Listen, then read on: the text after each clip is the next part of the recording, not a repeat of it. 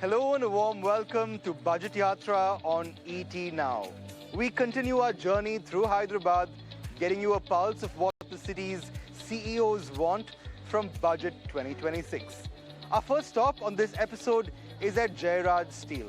One of the city's legacy steel makers, the company is on the cusp of a big capacity enhancement drive thanks to its new plant in Kurnool, Andhra Pradesh. However, the management believes central policy makers must continue Capex and infrastructure investments for the steel sector to hold its own.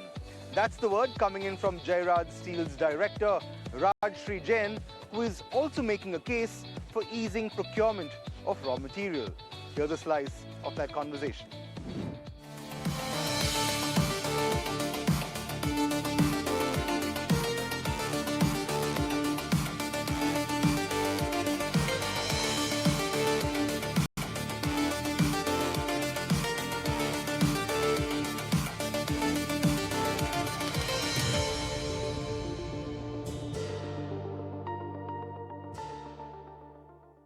Rajshree, good to have you with us here on ET Now along the sidelines of Budget Yatra. We're at Jairaj Steel's Telangana facility just outside of Hyderabad.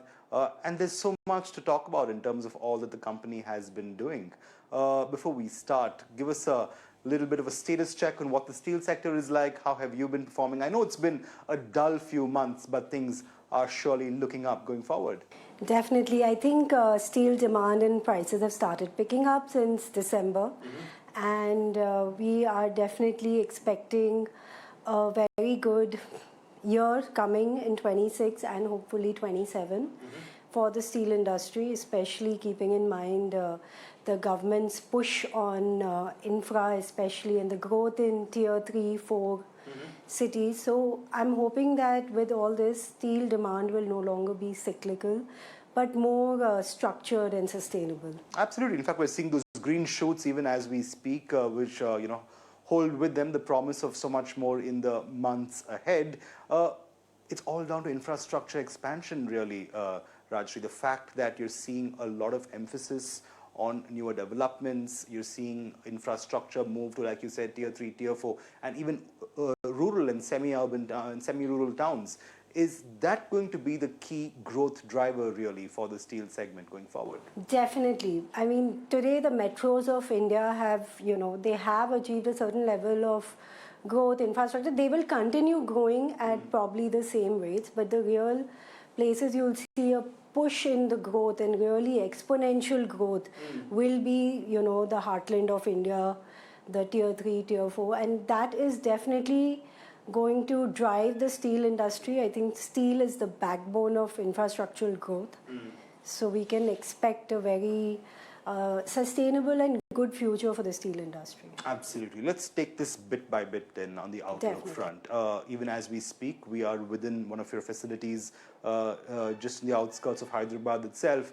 But Kurnool, that's where the magic is happening. Your new state-of-the-art facility, which of course is also strategically located given all that is happening on the infra development front in Andhra, in Amaravati itself.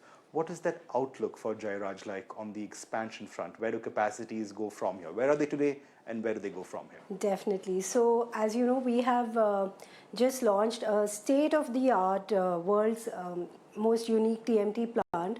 It is the first integrated TMT plant which combines a blast furnace with a energy optimizing furnace, a ladle refining furnace, and an endless rolling and casting by Danieli, Italy.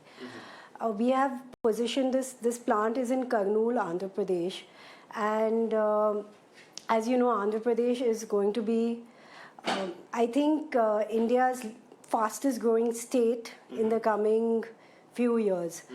And we are offering the best quality TMT because of the technology that we have adapted. And we are hoping that in the next couple of years, we should grow to at least a 2 million ton plant. And not just data centers, GCCs as well, mushrooming across the country, more so in South India than other parts, has definitely brought with it the promise of so much more for the steel segment. But I have to ask you, even as we're just a few days away from the union budget, what do you think the government must focus on to actually help industrialization and steel production grow? If there were a wish list of sorts for the finance minister, what would that be? Definitely, I would say my first wish list, and that is just being very selfish, is the import duty imposed on coke, which I think is very unfair to the primary producers who have a big requirement of coke. We are anyways importing the raw material for coke, and so instead of importing the raw material on coke, I think the government should go back to allowing the import of coke and more reasonable import duties on that. Secondly, I think the budget, there should be a greater push towards development in such a way that the per capita steel consumption in India should increase, should be encouraged. The per capita steel consumption in India is about 100 kgs, which is far below the world average. So I think in order to push that, there has to definitely be a push in growth in all our rural areas. I think unless that growth comes and that push comes in those areas, we cannot really, reach the world average. Absolutely. And we'll get down to this bit by bit. Let's start with coke first. Import duties has almost always, with most CEOs and industrialists, been a key talking point insofar as their budget wish list is concerned.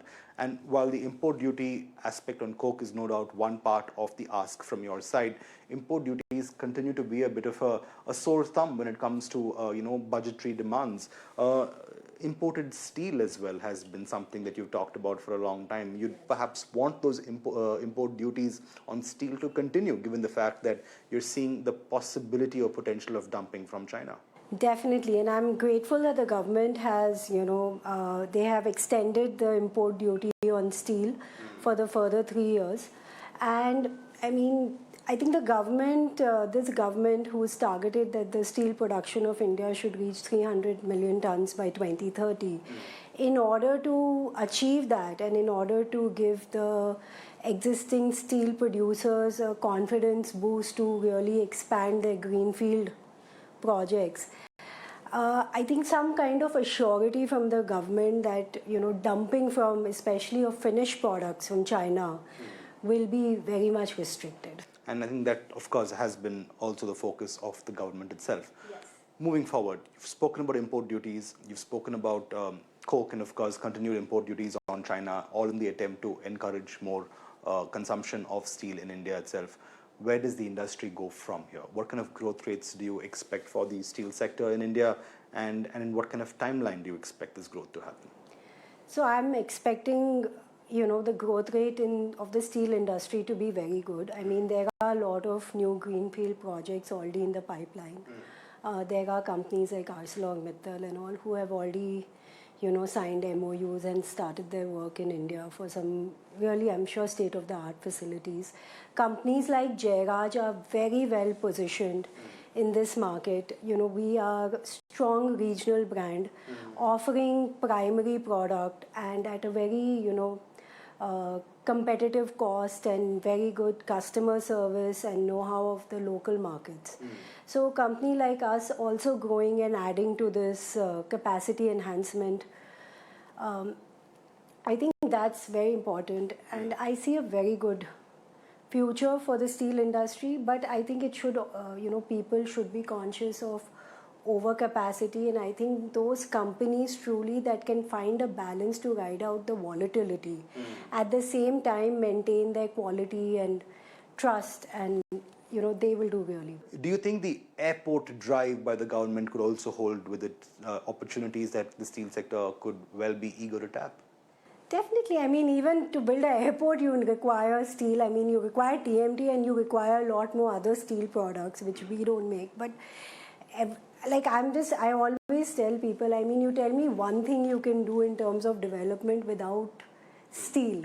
Steel is everywhere in our life. Absolutely, everywhere it is. And I hope that the policy levers are pulled in your favor and that the upcoming union budget holds with it the promise of so much more. Thank you. On that note, Rajshree, thanks so much for speaking with us. Great speaking to you. Thank you. It was a pleasure. Thank you.